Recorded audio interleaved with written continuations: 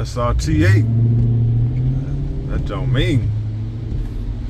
I'm telling y'all, if something crazy happened, I couldn't get my 300, I'll give me one of them joints. You can get them for cheap now. You can find one in good shape. You might have to travel, but you can get one. All right, so you bought a Chrysler 300C. Everybody think these cars gonna be worth a lot of money, including myself. I don't necessarily think it'll be worth a lot of money, but you probably can get some money for it down the line. But here's the issue. Like me, I wanna mod my car.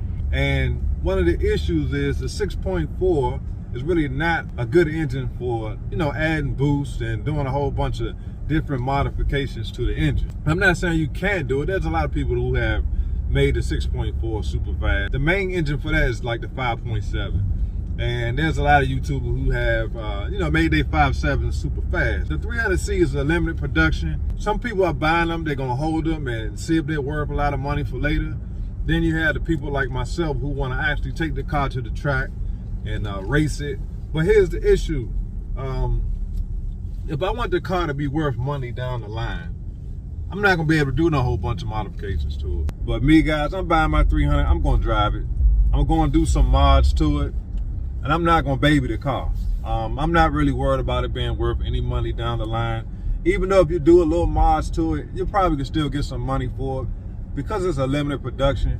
But I'm not about to spend $60,000 on a car and don't drive it, and don't do any mods to it, and not enjoy it. You know what I'm saying? I'm not worried about the car being worth $150,000 20 years from now. I can care less.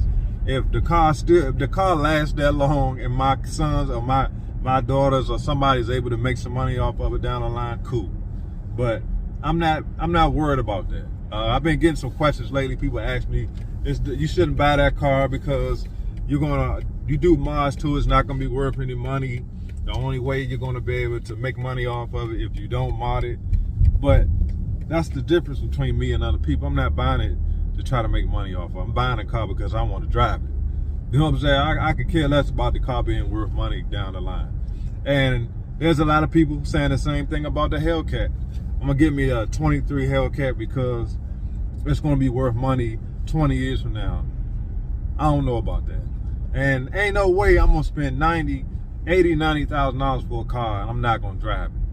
I'm not doing that. That's crazy. You know what I'm saying? So to answer that question, I don't care. I really don't care about it being worth money down the line. I'm buying that car, I'm gonna drive it, I'm gonna do mods to it, I'm gonna put it on my channel, and we're gonna enjoy that car. I'm not worried about it being worth money. Now, don't get me wrong, I'm not gonna do stupid mods to the car. I'm not gonna do cheap mods to the car. I want my exhaust to sound different, I'm gonna get a whole new exhaust system. Now, this car comes with the active exhaust, so I'm not gonna have to do really too much to it for it to sound good.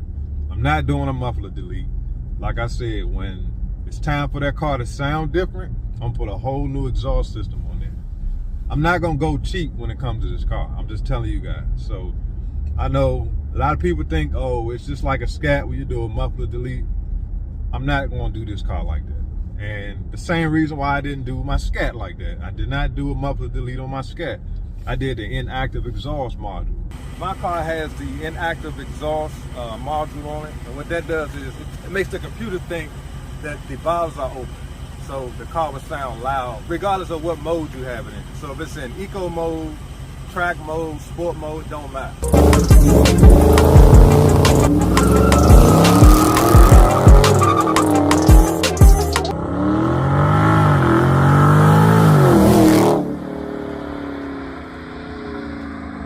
Now, I may still do that. So guys, I'm telling y'all right now, when I get my 300, I'm driving that joint.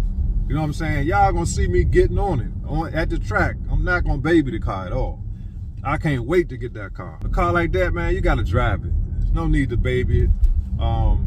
You get a Hellcat, got a Hellcat, drive it, man. First of all, tomorrow's not promised. People spending $80,000, $90,000 worrying about something that's supposed to happen 20 years from now. You crazy. You ain't guaranteed a second from now. Guys, think about this. When the Hellcats first started going up, way up in price, everybody's like, oh, this Hellcat's going, they never coming down. The price of the Hellcats, you better buy one now or you won't be able to get one. Now you look and you see the price of Hellcats coming down big time. The market is going back to how it was. So everybody just thinking, you know, they spending all this money. Some people going in their retirement, people doing all this crazy stuff to buy these cars, thinking, oh, I gotta get my hands on one before it's too late because they're gonna be worth money later. You out of your mind. This is, you know, these cars are a dime a dozen, especially a 392. I mean, you could pretty much see a 392 everywhere you look. The Hellcat is a little different. Not everybody has a Hellcat. But a 392, you can find one of them anywhere. You can find a 392 right now for $40,000 if you really want one. Now, I'm not saying it's gonna be fully loaded, but that's not a car that is hard to find. Now, these 300s, it's a different story because there's a limited amount of them. And there are some things that they changed on them. They're not the same as the 2012s to the 2014. So yes, this car could potentially be worth money later on down the line, but I'm not spending that kind of money and not drive this car. So if you're new to my channel, man, go ahead and subscribe. So when it's time to take delivery, you get the notification. Now guys, don't get me wrong. The Hellcats will be worth a couple of dollars, especially if you get a red eye or something like that. But I just wouldn't bank on a Scat Pack being worth a whole lot of money 10, 20 years from now. Yeah, it could be worth some money, but I wouldn't say a whole bunch of money. It's just too many of them. It just made too many of those cars. There's not a whole bunch of wide bodies, and it may be different for the wide bodies. But like I was saying, you already seen the prices of these cars starting to come down already. They got to lower prices. People just not paying that much money for them anymore.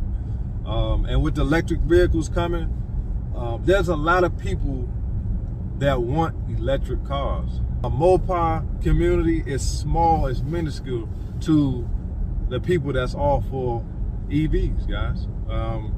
And you know, I'm not for electric vehicles, but I probably get a little small one to drive back and forth to work. But when it comes to muscle, I'm not looking for no electric car. Some of y'all got lucky, and so did I when I bought my wide body.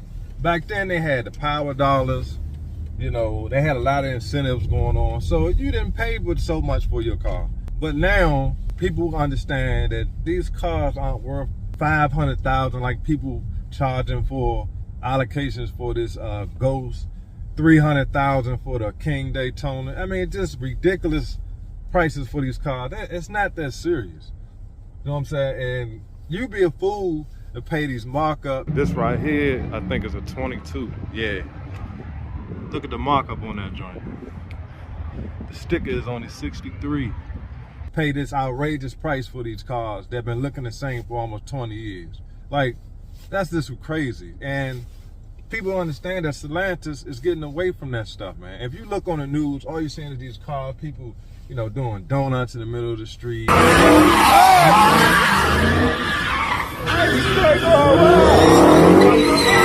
Doing all this reckless stuff with these cars. They trying to get that, they trying to do away with that image. And Stellantis can really care less about Dodge, bro. They really don't care. And it's very obvious. They don't even really promote the Dodge part of Stellantis at all, really. You just got to think about that stuff, man. Buy these cars because you want to buy them to enjoy them. If they're worth some money later on down the line, great. But if not, I mean, don't worry about it. You know, you'll be able to get something for it, maybe. But just buy the car, drive it, enjoy it.